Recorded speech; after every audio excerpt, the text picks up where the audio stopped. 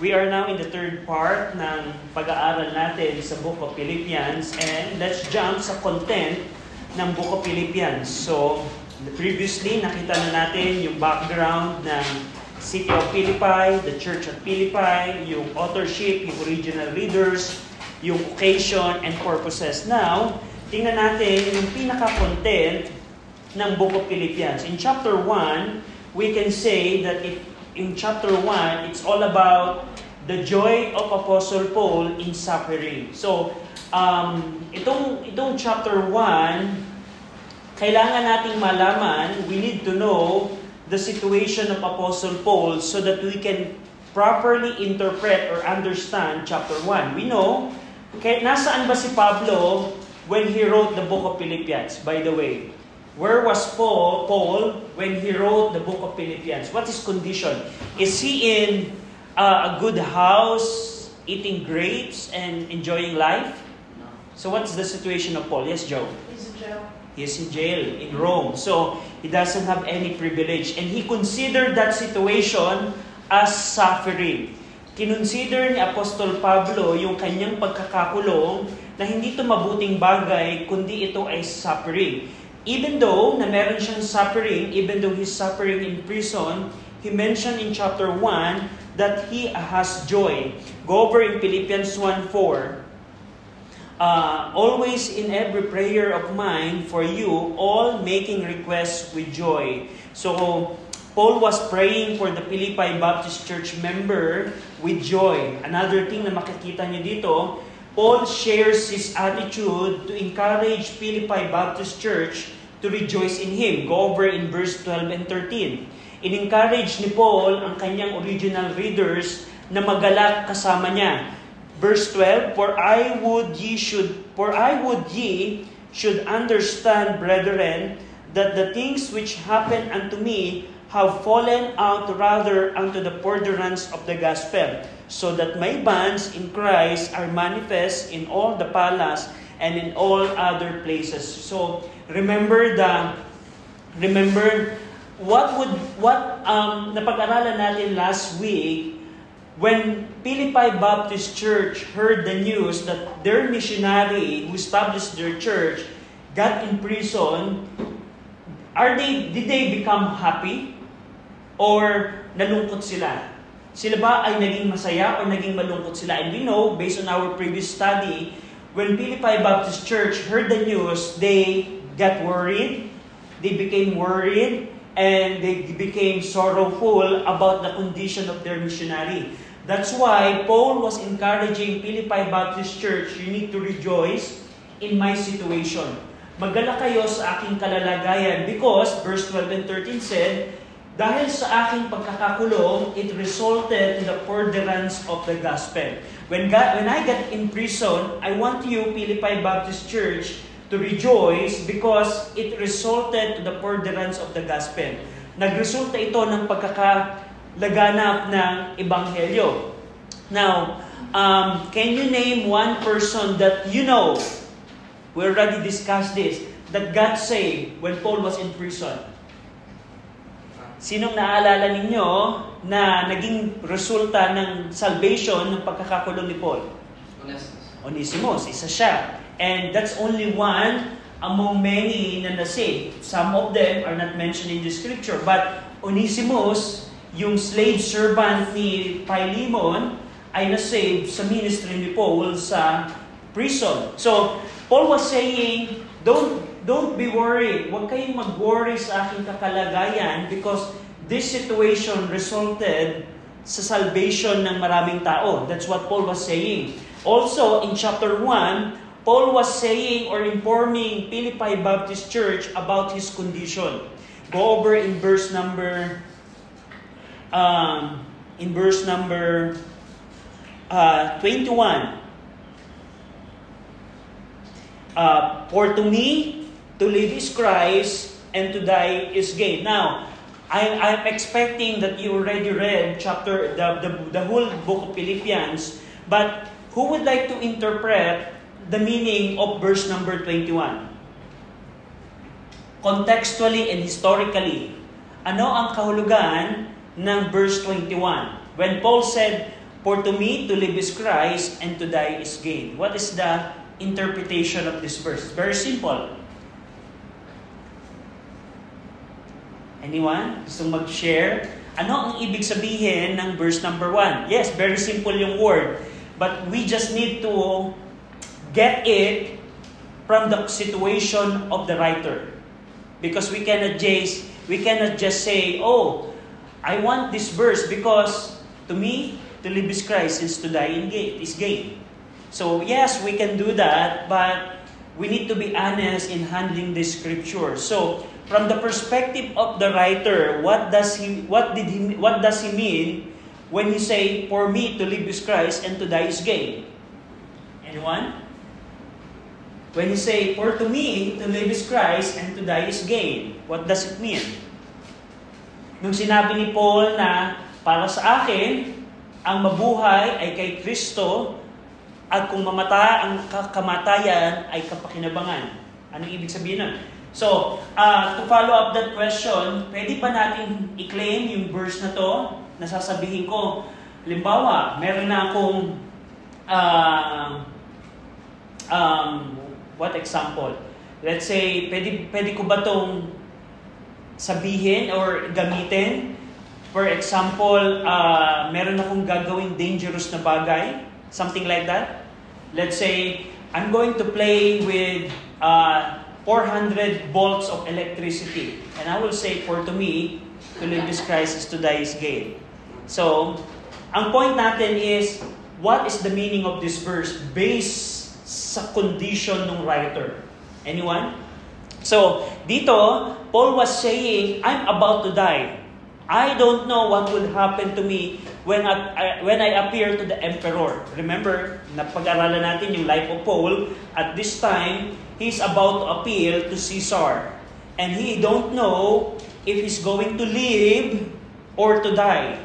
He doesn't know if papatayin siya sa kanyang pagkakakulong or siya ay makakalaya. That's why Paul said, for to me, to live is Christ. If I'm going to live, if I'm going to get spared by the emperor, I will continue to live my life with Christ, for Christ. But if I die, if the emperor decided to put out my head to get me beheaded, it's a gain for me. So yun yung historical meaning nun, okay? And in verse number 22, he further gave information about what he mentioned in verse 21. For if I live in the flesh, this is the fruit of my labor.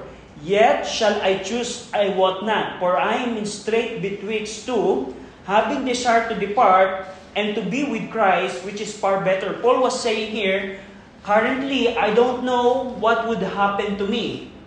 I don't know if the emperor will decide to kill me or to spare me. But the thing here is, I am in the situation that I'm in the situation which give me hope that if I die, I'll be with Christ in heaven. So sabi ni Paul dito, nandito ako sa isang pagkakataon na in betwixt, sabi doon, I am in a strait betwixt two, having desire to depart, I want to die, and to be with Christ, which is far better. Paul was saying here na, I don't know my situation, but if you're going to ask me what I would choose, I would rather die because that means I will be with Christ, with my Savior.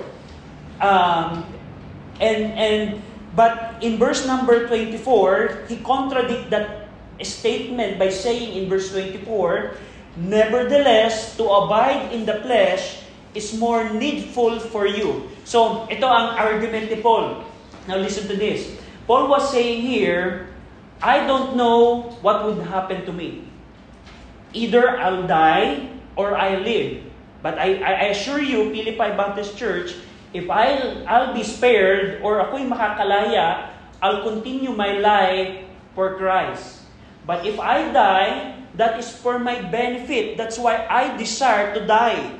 I desire to die. Because if I die, I'll be with Christ. I'll be with my Savior. That's the end of suffering. But nevertheless, it is more needful, it's more necessary for me to live. Why? Because you, Philippi Baptist Church, you still need me. So, si Paul ay nasa isang situation na hindi niya alam ano ang gugustuhin niya. Yung kanyang own benefit, which is to die, or yung benefit ng mga taong nami-minister niya, like Philippi Baptist Church, which to live more. Because if Paul will live more, he could still minister to this Philippi Baptist Church. So nasa argumento siya na hindi niya alam yung kanyang kahinatnan. But in verse 25, ito yung confidence ni Apostle Paul. He is sure na yung case niya is most probably he would win sa kanyang kaso. Verse 25, and having this confidence, I know that I shall abide and continue with you all for your furtherance and for your faith, that your rejoicing may be more abundant in Jesus Christ for me by my coming to you again. So, dito Paul was saying, yes, I'm worried. I don't know if I'm going to live or I'm going to die. But based on my estimate, this is my confidence. I think I'm gonna spare. I think I'm gonna live. So, yun yung kanyang probable cause. So, probably, based sa kanyang estimation, makakalaya pa siya. Based on his estimate, based on confidence, probably, he knows yung kanyang case, yung evidence against him is not that strong. That's why he's sure that he's going to get spared. Now, I want you to see that and compare this in 2 Timothy. In 2 Timothy. Now, this is the same situation but different event ng buhay ni Paul. Paul was saying in Philippi, I am confident that I'm going to get spared. And I'll be released in this prison, Philippi, I want you to know that I'm coming to you. I'm going to visit you. Compare that in 2 Timothy, chapter 4, verse number 6 and 7. So compare that.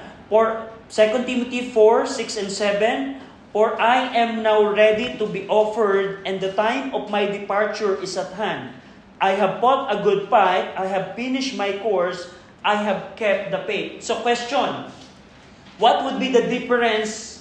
What is the difference between his statement in the book of Philippians, I have this confidence, and his statement in 2 Timothy chapter 4? Brother William. He's expecting to live in the first one in Philippians, but here in 2 Timothy, he knows that he's not going to live probably. Yeah. So based sa knowledge ni Apostle Paul, in his first imprisonment, he knows that he's going to be spared or to be released. But in 2 Timothy chapter 4, he's assuring, my departure is at hand. I'm going to die. I know, even if I appeal again to the emperor, the evidence is so strong, I know that I'm going to die. So, merong pagkakaiba. And that's the reason why we know that Paul was imprisoned in Rome for 2 times. Because there's some teaching around that says that Paul got imprisoned in Rome only 1 time. But based on this scripture, comparing Philippians 1 and 2 Timothy chapter 4, we can say that Paul was imprisoned in Rome for 2 times. So very clear. Kasi sabi niya sa Philippi, makakalaya ako. Pero sabi niya kay Timothy, hindi na ako makakalaya, mamamatay na ako dito. So different circumstances yung Philippians 1 and 2 Timothy chapter 4. And because of that, so let's connect it to the purpose ng book of Philippians. Remember, when Philippi Baptist Church heard that Paul is in prison, probably they were thinking that Paul is going to die. Just imagine that. Oh, our missionary will face the president or the prime minister. He's the most powerful person probably. That wicked emperor will kill Apostle Paul at the spot. Pero Paul was assuring Philippi, don't worry, I want you to rejoice because I have confidence that I'm going to be spared. So yun yung chapter 1. And yung huling bahagi ng chapter 1, I want you to see sa huling bahagi ng chapter 1, especially in verse 27, here, Apostle Paul dealt with the division that is happening in Philippi Baptist Church.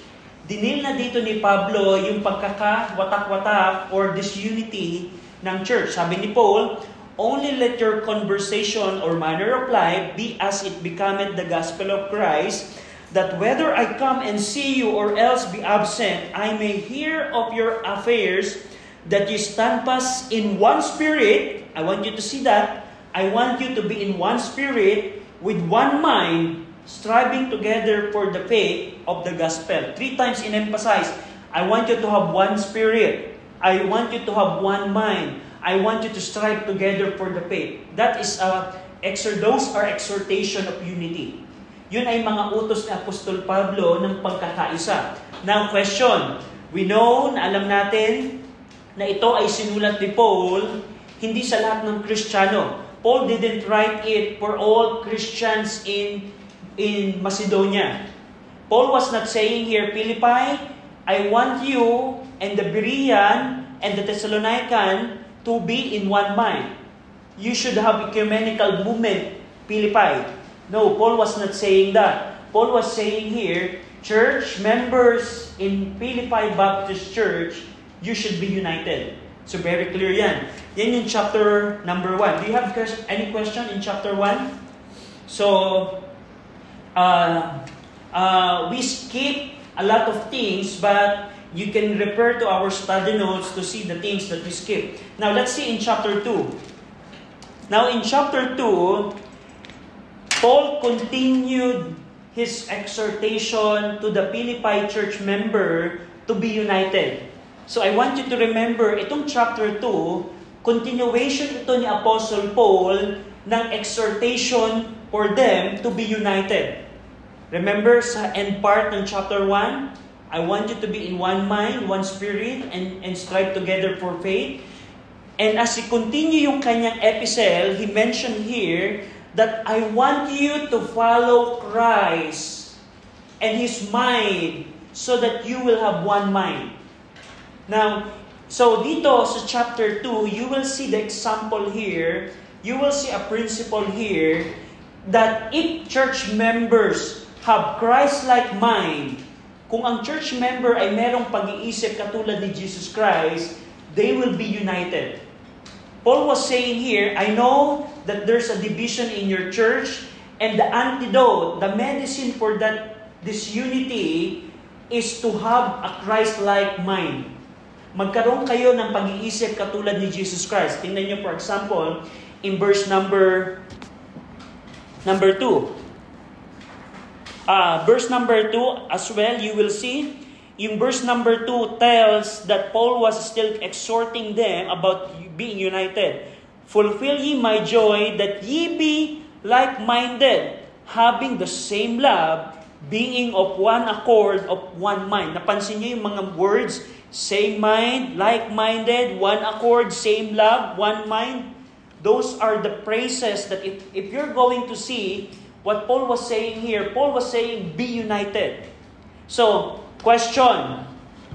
If the writer is telling the recipient, be united, what could be the problem about the original readers?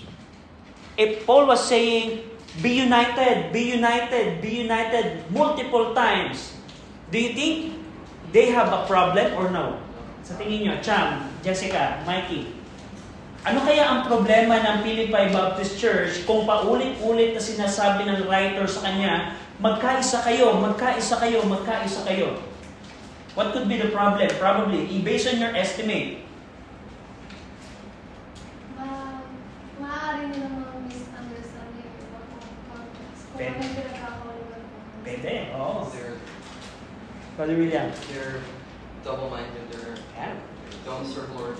Yeah, so we can assume that Philippi Baptist Church is a mess church, meaning they have divisions. So just like the Corinth Baptist Church, Philippi Baptist Church have divisions. So sometimes we look down sa Corinth Baptist Church and we look up when we study Philippi Baptist Church. But based on the scripture, they have the same problem. They have disunity. So how did we prove that? paano natin napatunayan na merong disunity or division in Philippi? Based on Paul's exhortation, united, be united, strive together, you have one mind, you should have like-minded. So, this is very clear that Philippi Baptist Church, they have divisions. Just think about that. They have division as well. Kung paano, just like the Corinth Baptist Church have divisions, and Paul rebuked them sharply for their division, here, Paul is something like exhorting. Paul was not really rebuking them, but Paul was here exhorting or reminding or correcting them lightly. So yun yung pagkakaiba dito. But the reality here, based on the scripture, merong division sa Philippi Baptist Church. And the antidote that Paul said here in chapter 2, in order for you to be united, this is the thing that you need to do. Verse number 3, let nothing be done through strife or vainglory, but in lowliness of mind, let each esteem other better than themselves. So yun ay mga exhortation about unity. You need to esteem each other better than yourselves. Verse number 4, look not every man on his own things, but every man also on the things of others. So another exhortation about unity. Verse number 5, this is the ultimate exhortation of Paul. Let this mind be in you, which was also in Christ Jesus. And Paul described what Christ did. Being in the form of God, he submitted to God. He became man to die for our sin, and so on and so forth. But the thing here is, if we're going to interpret verse number 5, let this mind be in you, which was also in Christ Jesus. So what is Paul was saying here is, I know that you have divisions, but the solution for that is, let this mind be in you, which was also in Christ Jesus. So, itong verse na to, this verse is very popular, but we need to get it from the perspective that the church in Philippi have divisions.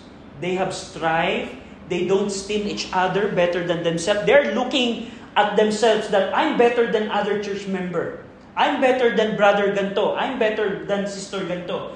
Ganun ang mindset ng Philippi Baptist Church. That's why Paul was saying, forget that, but instead, you should have the mind of Christ. So that's the antidote, again, about to solve their division. So you can see that sa buong chapter 2. Makikita nyo din dito, mga exhortation ni Paul from verse 12 to 18. You just read that at home. But iyan ay mga exhortation ni Paul. But I want you to see yung other two characters that Paul used in exhorting Philippi Baptist Church to be united. Una, ginamit niya si Jesus Christ bilang ehemplo. First, Paul used the Lord Jesus Christ as an example. The second one is he used Timothy. Ginamit niya si Timothy sa Philippi Baptist Church to become an example. Tingnan niyo yung Philippians 2, verse number 20. Verse 19 and 20.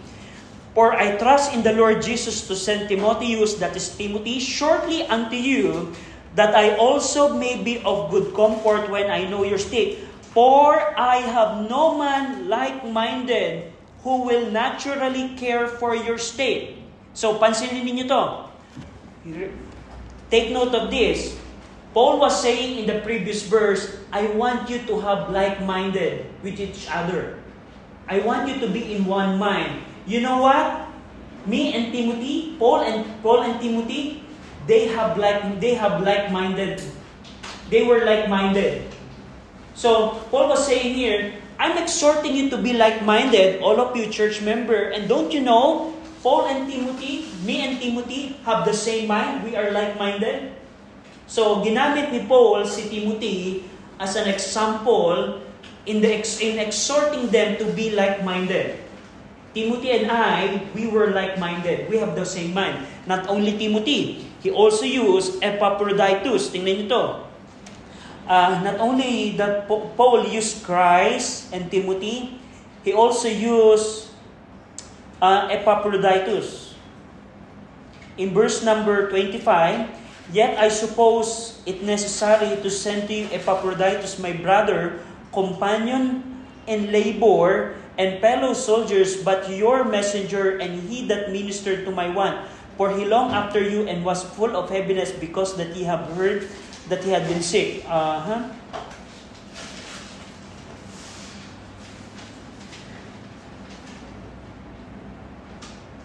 So, Paul didn't mention very clear here that Epaphroditus and Paul, they have the same mind, but I want you to see that Paul said here, "He is my companion in labor." He is my companion in labor, and he is my fellow soldier. Companion in labor and fellow soldier, those are like synonym words of being like-minded. We have the same mind in laboring. We have the same mind fighting the forces of evil. We are fellow soldiers. Meron kayang question, do you think if in the army, do you think if two soldiers are not fellow soldiers, let's say, you are part of the army, and do you think each member ng army ay meron same mind to their goal? Let's say, ang sabi ng commander, let's attack that base. And what would happen if one soldier said, "Oh, I want to attack other base"? So, hindi yun pwedeng mangyari. It could not happen. Every time when you say we are fellow soldiers, it's a synonym that you're saying we have the same mind in our goal. And he is my companion in labor. So Epaphroditus also is used by Apostle Paul upang i-exhort ang Philippi Baptist Church, magkaroon kayo ng similar na mindset.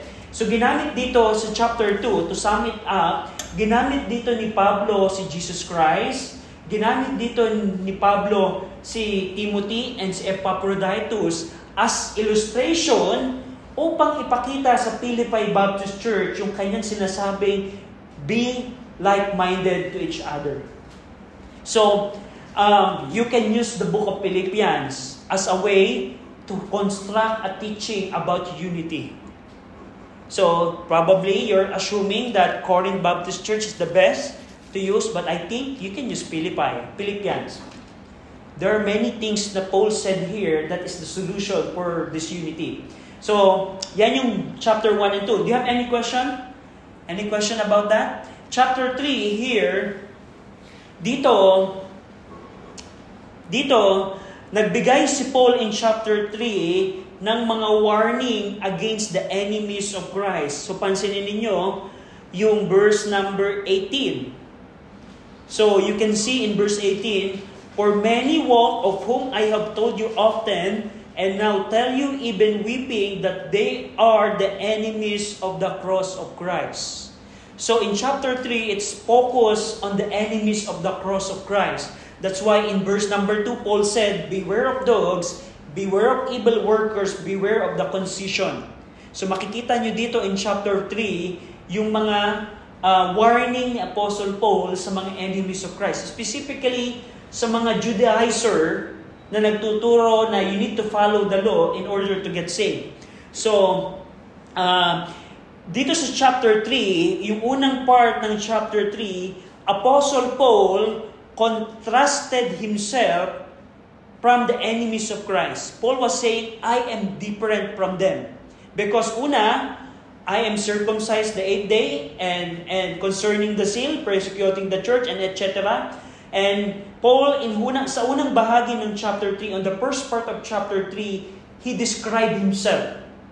So, Paul described who he was before he got saved, and who he was after his salvation. Paul described it. What's the purpose of Paul in describing himself? He want to contradict that he is different from the enemies of Christ. So yun yung pinaka context ng unang bahagi nun. Sa pangalawang bahagi ng chapter 3, so he continued the exhortation about the enemies of Christ. From verse 15 to 19, he gave exhortation regarding the enemies of Christ. And in verse 20 to 21, he described the believers as contrast to Christ's enemy. Tingnan niyo yung verse 20 and 21. For our conversation is in heaven. I know there are enemies of Christ in your church, in your area, but I want you to know that our manner of life is in heaven, from whence also we look for the Savior, the Lord Jesus Christ, who shall change our vile body, that it may be fashioned-like unto His glorious body, according to the working whereby He is able even to subdue all things unto Himself. So He described the believers as contrast sa mga enemies of Christ. So that's chapter 3. So if you're going to remember Philippians chapter 3, remember that it's all about the enemies of Christ. If you're going to remember chapter 2, like-minded. If you're going to remember chapter 1, is about probably joy, something like that. And last chapter, chapter 4, dito ginamit naman ni Paul 4 times yung word na joy and rejoice. Go over in Philippians 4:4. Rejoice in the Lord always, and again, I say rejoice. So Paul was telling them, rejoice. I want you to rejoice. Dito sa chapter 4, kino-confirm ni Apostle Paul na ang Philippi Baptist Church became successful in their fulfilling ng Great Commission by supporting him, by sending Epaphroditus to provide yung mga needs ni Apostle Paul. So tingnan natin, for example, go over in Philippians 4, verse 10 to 13. Who would like to read verse 10 to 14? Philippians chapter 4, verse 10 to 14. Sino gustong magbasa? Cham, sige po. Philippians 4:10 to 14. But I rejoice in the Lord greatly, that now at the last your care of me hath flourished again, wherein ye were also careful, but ye lack opportunity. Now that I speak in respect of one, for I have learned, in whatsoever state I am therewith to be content. Verse 12, I know both how to be abased, and I know how to abound. Everywhere and in all things I am instructed both to be full and to be hungry, both to abound and to suffer. Verse 13, I can do all things through Christ which strengthens. So thank you, Cham. Question. Verse 38 is a popular verse. I can do all things through Christ which strengthens me. You already read the book of Philippians. Can you interpret verse 13? Who would like to interpret verse 13? Brother William. He's saying that Christ can give him strength to be content and enable him to do things even if he's in need or if he has done nothing about it. So yung all things dito, it doesn't include jumping from the tower. Yung all things dito, it doesn't include doing other things than what he previously mentioned. So I cannot use this verse and say, oh, I'm going to North Korea and I'm going to preach to Kim Jong-un and I will tell, I can do all things. Probably you can use that, but contextually it means I know how to be abased and I know how to be full. I know if there's a provision and I know if there's no provision. I can do all things. Whether you're going to give me or not, I can do all things. I can survive. That's what Paul was saying here. Because the Lord is my strength. The Lord is the one who will strengthen me. Whether I don't have anything to eat or whether I have many things to eat, I can do all things. So yan yung context nito. And yeah, probably you can use it, apply it in some circumstances, but let's just be honest in handling the scripture. So when Paul said, I can do all things, first, this is the testimony of Apostle Paul. We are not Apostle Paul. Let's say, okay, probably like this. If someone quoted this verse, let's say, oh, I can do all things through Christ which strengthened me. Probably you ask that question, can you live 3 days without food? Because that's what Paul used it. When Paul said, I can do all things, he means that I can live without food. I can live without provision. So, tanungin niyo siya. Tanungin niyo, ask them question. if someone use this verse, I can do all things through Christ, use the context and say, oh, can you live without a 1 week without, let's say, without fried chicken? Or something like that? So, yan yung context nito. But what Paul was saying here, Philippi Baptist Church, I'm thanking you for giving me what I need, but I want you to know that whether I have need or I don't have any provision or I have provision, I want you to know that I can do all things through Christ. Whether you're going to give me or not, I want you to know that I'm okay. I can do all things through Christ because He's the one who will strengthen me. But I'm not saying, Paul was saying here, verse number 11, not that I speak in respect of what. I'm not saying, Philippi Baptist Church, that kaya ako humihingi. I'm not saying that I'm asking you to give me because I need something. So, itong verses na ito, yung binasa ni Sister Champ, 10 to 13, Paul was clearing the confusion, probably the confusion that some people would say to Apostle Paul, that Paul only wants the money of Philippi Baptist Church. So Paul was clearing his reputation, that he's not seeking for money. Paul was saying here that I'm not asking you money, but I want you to know that I can do all things. Even you give me or not, I'm okay. I'm okay whether you give me or not, I'm okay. I don't want you to think that I always ask money from you. So basically parang ganun yung sinasabi dito ni Paul. Not that I speak in respect of one, for I have learned and whatsoever state I am, therefore to be content. So contentment. Paul says, I'm content.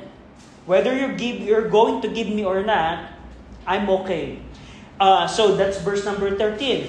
But I want you to see here, verse number 14. I'll just check something. In verse 14, who would like to read? Philippians 4:14, siguro probably 14 to 19. Philippians 4:14 through 19. Notwithstanding, ye have well done, that ye did communicate with my affliction. Now ye Philippians know also, that in the beginning of the gospel, when I departed from Macedonia, no church communicated with me as concerning giving and receiving, but ye only. For even in Thessalonica, ye sent once and again unto my necessity. Not because I desire a gift, but I desire fruit that may abound to your account. But I have all and amount. I am full, having received of Epaphroditus the things which were sent from you, an odor of a sweet smell, a sacrifice acceptable, well pleasing to God. But my God shall supply all your need according to His riches and glory by Christ Jesus. Okay, so I just confirm yung Greek word dun sa verse 14, yung Greek word na communicate with, it is a synonym ng you co-participate. You participated in my affliction. Or you became in fellowship of my participation. So what Paul was saying here, Philippi Baptist Church, when you give me my provision, you participated in my affliction. So, dito makikita ninyo ang principle, whenever we're helping someone, let's say we're helping a missionary, or we're helping other person who is afflicted by giving his provision, you are participating yourself to what he's doing. Kung halimbawa, dito in this setup, even ang Philippi Baptist Church is miles away from Paul. Philippi church member participated in the affliction of Apostle Paul. That's the Greek word na communicate with, co-participate sa affliction ni Apostle Paul. So dito, makikita yung principle dito na whenever we help other person in the furtherance of the gospel by means of providing what he need, you are participating to what he's doing. But dito, itong verse number 19. So, who would like to interpret verse 19? but my God shall supply all my needs, all your needs, according to His riches in glory by Christ Jesus. So, based on the context, sino ang gustong mag-interpret nito? Who would like to give the meaning ng verse 19? Anyone? Pwede ba itong i-claim ng isang unbeliever? Can an unbeliever who doesn't know how to give, who is so covetous, can claim, oh, I found a verse in the Bible and I will post it into my social media, but my God shall supply all my needs. Can a person do that? So what's the meaning of this verse? I think it's only about saved people that are generous, and Paul's encouraging the Philippians that even because they're giving to him, God will replenish what they give to him. That's it. So Philippi, that's correct. This cannot be applied to anyone, especially to unbeliever, and this cannot be applied to a Christian that is not giving that's not giving to the Lord. So this applies to Christians who give something for the Lord. And Paul was assuring that he is going to replenish what you gave to me. So yan yung context. Dito, ginamit ni Paul itong verse na to sa Philippi Baptist Church na nagbigay, and Paul was saying, you give something to me, but I want you to know that the Lord will replenish what you gave. So ang Panginoon, ibabalik sa iyo ang mga binigay mo. So it's not something na, oh, I have been need. I'll quote this verse. But question, do you give to the Lord? So, probably this verse would not be applicable to you. This is applicable to the generous Christian who gives to the Lord, and Paul was assuring, but my God shall supply all your need. When you give something, you will lose something, right? Let's say if you give to other brethren, you give to the church, you will lose something. And when you do that, this is applicable to you. The Lord will resupply what you lose by giving. So, very exciting to know yung mga verses na ito. So, Paul was saying here, Philippi Baptist Church, you send Epaphroditus to provide my need. I know that you lose something. I'm assuring you that my God shall supply what you lose. But my God shall supply all your needs.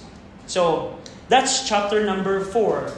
So, I think, we can conclude chapter 4 with regards to that. Okay, any question? Meron kayong tanong? Meron kayong question? So, that's the conclusion of chapter 4. Let's jump dun sa inyong team.